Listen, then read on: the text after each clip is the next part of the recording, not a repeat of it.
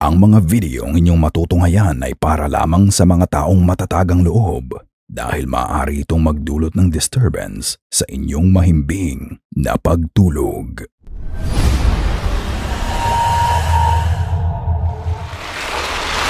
Haunted Inn. Noong 2020, binisita ng pamilya ni Martha ang Santa Maria Inn kasama ang kanilang aso. Ang inn na ito ay kilala bilang isa sa mga haunted places sa California. Mahigit 5 taon na nang mavideohan niya ang kakaibang behavior na ipinakita ng aso niya habang nandun sila. Noong una, hindi niya pinansin ang nangyari. Ngunit nito lang nang mapanood niyang muli ang video, dito niya na-realize na may nakunan din pala siyang kakaiba. Panoorin.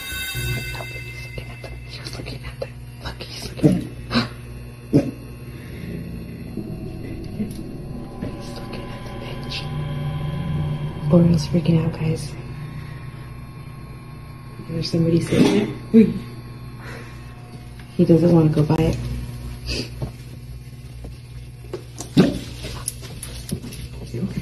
It's alright, come on.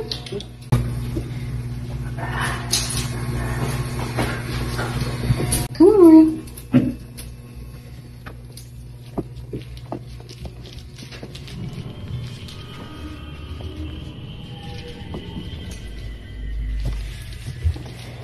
That was crazy. Yeah.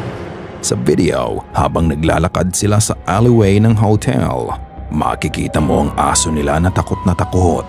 Nakatingin ito sa antique wooden pew na parang may nakikita to na wala naman doon.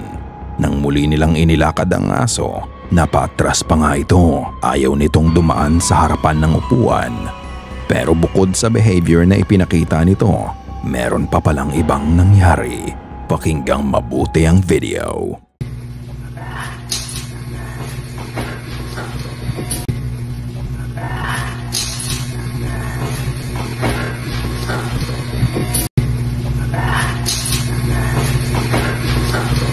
Ang sabi nito, come back, come back.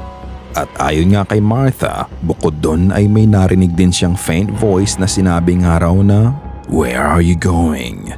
Is this one of the reasons why the hotel is said to be haunted?" Ano sa tingin niyo ang nakita ng aso sa hotel? Ikaw na ang humusga. Training turns terror. Ang grupong Sushi Dance 29, sila ay mga magkakaibigang may passion sa pagsasayaw mula sa Japan. Sila ay nag-record ng mga viral hit dance at ito ay ina-upload nila sa TikTok.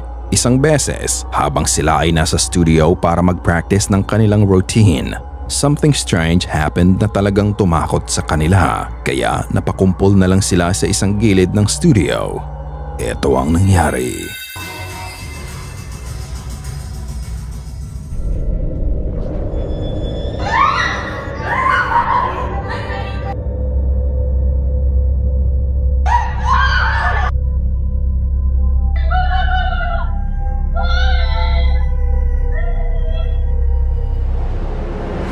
Nakita niyo ba yun?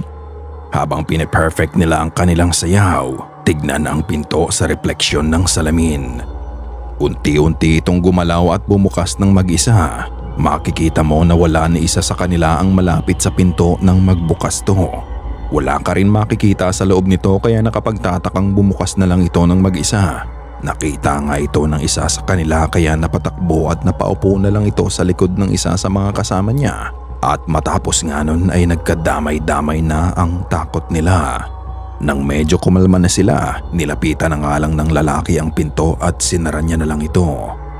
Pero sabi nga niya, kahit practice lang to, the show must go on. Kaya patuloy pa din sila sa pagsasayaw. So ano sa tingin niyo ang nangyari? Masyado na ba silang inabot ng gabi kaya nagparamdam na ang multo sa kanila? Is the studio haunted? Ikaw na ang magpasya. When in Appalachia. Marami na tayong naging topic about Appalachia at ito pa ang isa. Nagvi-video si Hailey para ipakita ang ganda ng nature, ang mga puno, ang bundok at ang running water stream. Para sa kanya, ang moment na yon ay ang perfect time para mag-relax. Kaya naupo siya sa malaking bato sa gilid ng ilog. Ngunit habang nagyoyoses siya, bigla na lang bumigat ang pakiramdam niya at dito na nga biglang may nangyari na hindi niya inaasahan.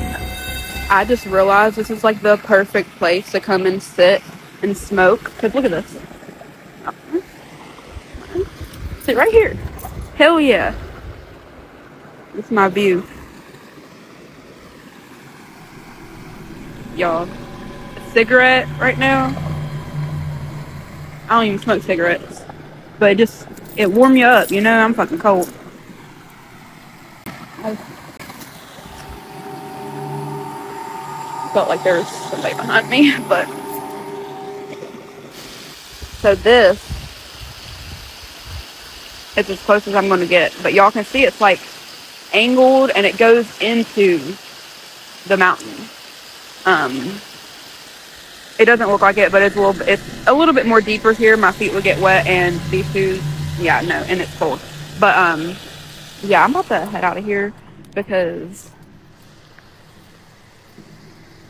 my feelings been I don't know, don't feel right. Habang ina-appreciate niya ang ganda ng lugar, bigla na lang siya nakarinig ng boses sa likod niya. Ang sabi niya parang may taong nasa likod niya kaya napatingin na lang siya sa direksyon na yon. Ang nakapagtataka pa, wala siyang idea na meron na din palang ibang boses na rumihistro sa video na halos kasabay nung maramdaman niyang may nakatayo sa likod niya. Is it just a coincidence? At matapos nga nun naramdaman na din niya na parang may nagmamasid sa kanya. Naniniwala siya na may kinalaman ang parang bunker entrance sa gilid ng bundok sa nararamdaman niya. Hindi na nga nagtagal dahil na din sa bigat ng paligid ay umalis na din siya. Here is one important rule na sinabi niya. When in Appalachia, if you feel like being watched, leave. Not alone.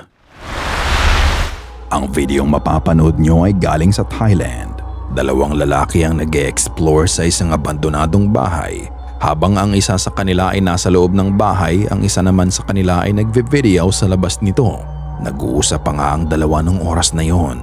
Makikita mo ang kasamahan ng nagve-video sa kaliwang bahagi ng bintana ng bahay. Ngunit nang ilipat niya ang pagkakatutok ng camera sa kanang bintana, ito ang kanyang nakita. เขาเยอะไปทางไหนนะเผื่อดูเย็นข้างนอกเย็นข้างในเลยตอนนี้พี่มันรู้สึกเย็นไปหมดเลยเนี่ยพี่ดูบานนู้นด้วยดูให้ด้วยนะดูอยู่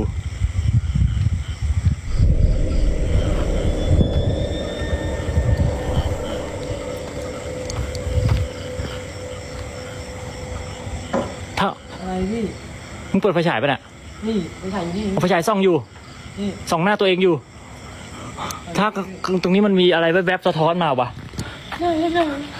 หน้าต่างเนี้ยอะไรอะไปถ่ายมึงอะมึงยิงพี่อะมันสะท้อนไฟนัดมันมีอะไรสะท้อนนะพี่เมื่อกี้แวบหนึ่งอะ Tignang mabuti ang kanang bintana. Makikita mo ang paglabas ng kung anong puting bagay na umangat mula sa ilalim nito. Kung pagmamasdan mong mabuti, ang puting bagay na ito ay unti-unting naging katawan ng babae. Mapapansin mo ang mahaba at itim na buhok nito na nakasuot ng puting mahabang damit. Ang motion nito ay parang pumapanik sa hagdan at dahan-dahan itong naglakad papunta sa kasama niya. Tinanong pa nga niya ang kasama niya sa loob ng bahay kung nakabukas ang flashlight niya dahil ang akala niya ay nag-reflect lang ang ilaw doon. Ngunit nang tignan niya ang lugar kung saan may nakitang kakaiba ang nagve-video, wala naman siyang nakita doon. Ang akala pa nga niya ay tinatakot lang siya ng kasama niya. Ano sa tingin niyo ang nangyari dito? Did he just witness a ghost manifesting inside the house? O ito ay ilaw lang ng flashlight? Ikaw na ang bahalang magpasya.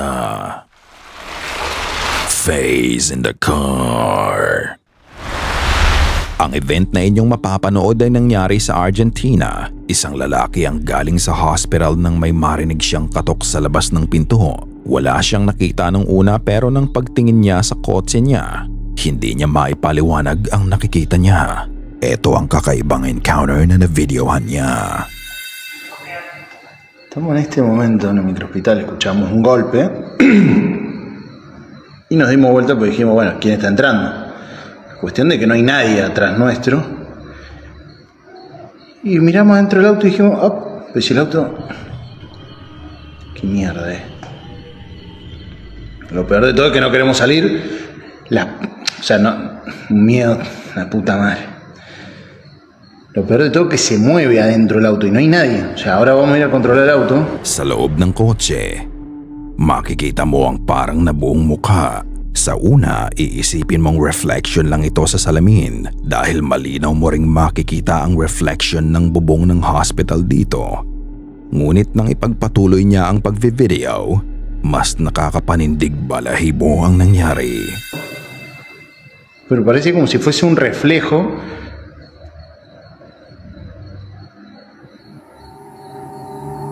La puta madre.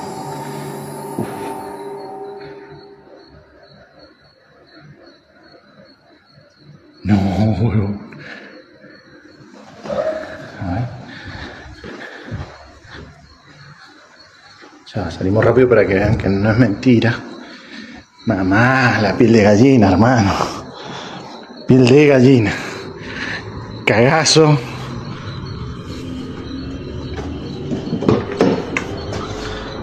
Nadie. Yeah.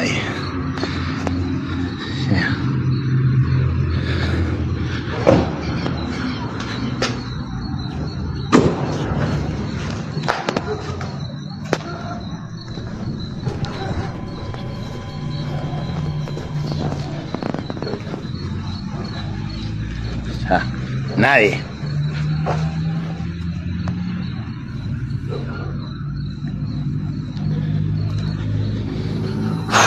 Un montón. Makikita mo na kahit hindi naman siya gumagalaw, ang mukhang nabuo sa loob ng kotse ay bigla na lang gumalaw. Ito ay nag-lean sandali sa kanan at mabilis na bumalik sa dati nitong pwesto. Parang ang alam nito na binivideohan siya. Ngunit nang lapitan niya ang kotse, makikita mong unti-unti pa itong naglaho. At nang buksan niya ang sasakyan, wala din namang tao doon. Ipinakita din niya na walang ibang tao sa labas ng hospital ng mga oras na yon na maaaring gumawa ng reflection sa loob ng kotse. Ang sabi ng iba, pareidolia. Pero kung pareidolia to, bakit ito gumagalaw ng mag-isa? Nang bumalik siya sa loob ng hospital, ipinagpatuloy niya ang pagvivideo. Es un montón. Mierda.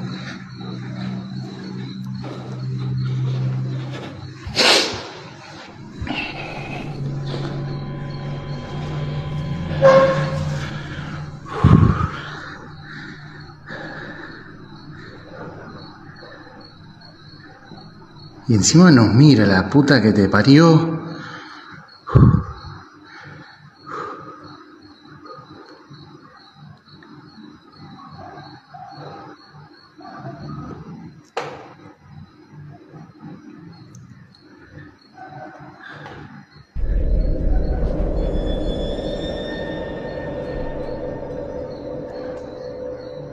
No, chabón. No.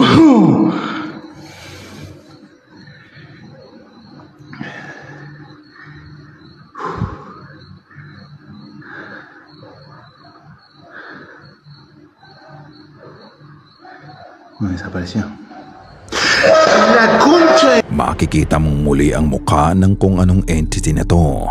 Ginawa nito ang the same motion na nag-lean sa kanan hanggang umabot ito sa driver's side ng sasakyan. Matagal nga itong nawala.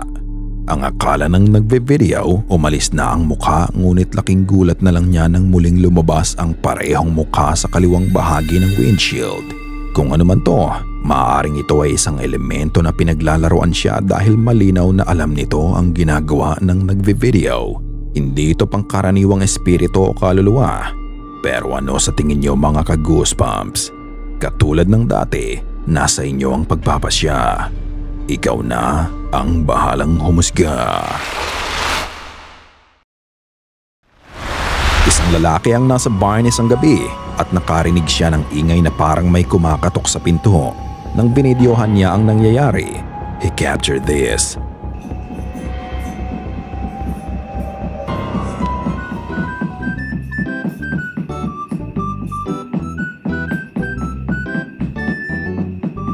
Ito ang nagiging epekto ng panonood ng mga nakakatakot na videos. Ang buong akala niya minumulto na siya. Noon pala, ang may gawa ng ingay na naririnig niya ay ang kabayong na-discover ang kayang gawin ng bibig niya. Kakapanood niya yan. So paano? Kita-kita ulit tayo sa next video. Good night! Sana ay kinilabutan ka sa mga video na aming itinampok ngayong gabi. Kung may nais kang ibahagi ay bukas ang aming email na goosebumpstopstories@gmail.com at Facebook page. Check out our TikTok page na din at goosebumpstop5. At kung hindi ka pa nakasubscribe at nakalike sa channel at video na ito, gawin mo na. Kung nais mong walang nilalang na bumisita sa'yo mamayang gabi.